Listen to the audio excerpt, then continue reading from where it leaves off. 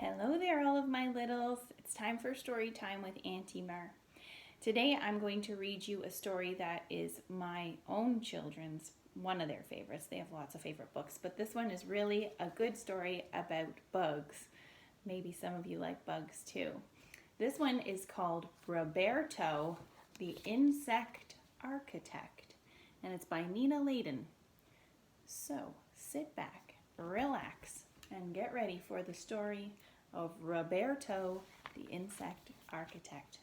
I've got my reading glasses on, and let's get started. Even when Roberto was little, he went against the grain. Like most termites, he melted over maple and pined for pine. Oak was okay too, but Roberto didn't eat his food. He played with it. "You're wasting a good meal," his mother said. "Don't you know there are termites starving in Antarctica?" But Roberto didn't answer. He was busy daydreaming about becoming a famous architect. And up there you can see that it says Roberto builds first house on the moon. "Who ever heard of a termite who wanted to be an architect?" the other termites snickered. "Roberto, you should be a chef." But Roberto didn't want to cook. He wanted to build. Hungry to start a new life, Roberto realized that he had to leave. So Roberto packed his bags and took the train to Bug Central Station in the busy, buzzing hive of the big city. The city was a place where you could build your dreams. It was a place where you could be accepted. It was a place where the other termites wouldn't bug you. Roberto beamed. Hope lit up like a skyscraper.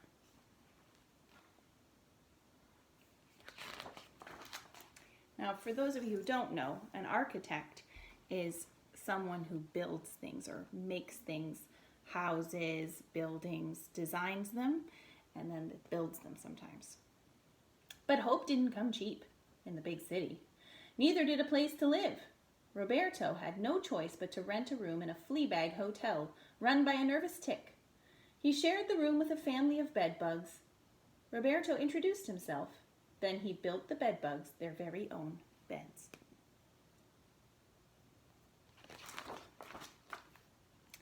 After a good night's sleep, Roberto began to look for work as an architect. But things didn't go very well. "Show me what you've done," said the architect, Hank Floyd Might. "There are no termites in my houses," stated Fleas Vander Rohe. "I'm busy," Antonia Gotti blurted out. "Don't bug me."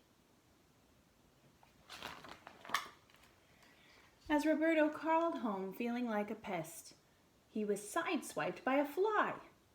"Watch where you're going," he mumbled. The fly started to cry. "But I don't have any place to go," she lamented. Roberto wanted to comfort her, but she was nearly nailed by a carpenter ant trying to fix a rickety shed. And then out of nowhere, Roberto was almost run over by a stampede of roaches being chased from a diner. And suddenly, a frantic ladybug flew into his arms. "My house is on fire and my children are gone," the ladybug cried.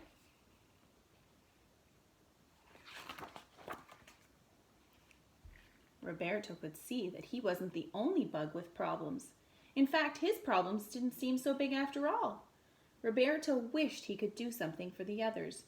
But what could one termite do? "A lot of damage," Fleas Vander Rohe had told him. "I'll show old Fleas what this termite can do. I'll show them all," said Roberto. This is reminding me of Liam in The Curious Garden. It's only going to take one person to make a big difference here. Back at the hotel, Roberto came up with a plan. First, he drew up some blueprints. He sketched houses and streets. He sketched stores and playgrounds.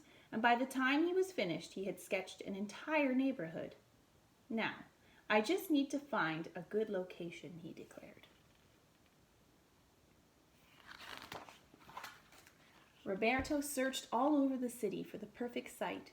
He finally found an abandoned, rundown block of crumbling buildings. It was a total mess. There was piles of old wood and garbage everywhere. It was just what he was looking for.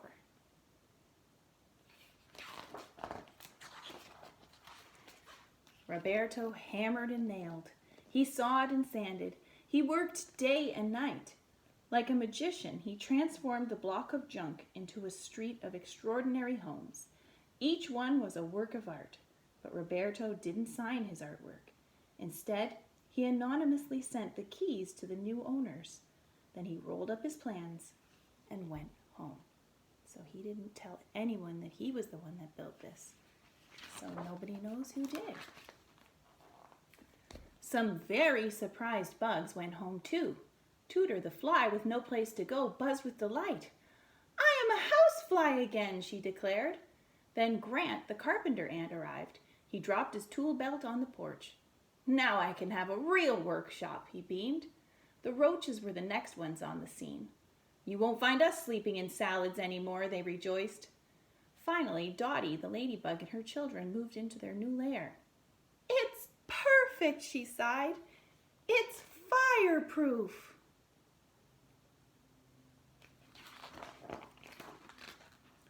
Quickly, word spread. Soon everyone wanted to know who built these amazing abodes. Rumors were flying. Antennae were buzzing. Barbara Waterbugs wanted an exclusive interview. Robin Leach promised to make the builder rich and famous. Stephen Shieldbug wanted the movie rights. Diane Spider searched the World Wide Web for the scoop. And the Insect Inquirer offered a reward for the first bug who brought the builder to light.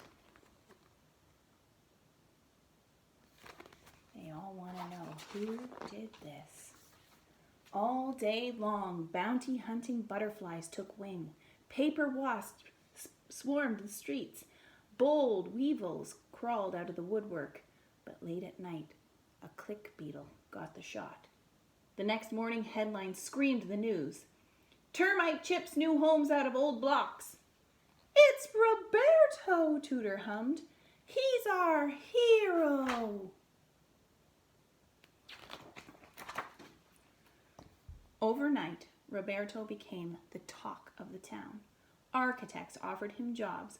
Book publishers wanted his story. Ladybugs sent him love letters, and his bug buddies threw him a big bash. At the height of the party, the mayor unveiled a statue of Roberto to be placed in the city park.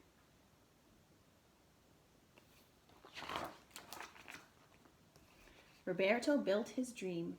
He opened his own company and became the most famous architect in the insect world. Students studied him in school. Some of his houses even became museums.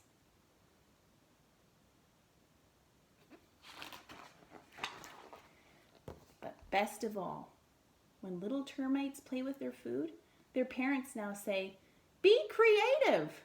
Maybe someday you'll grow up to be just like Roberto."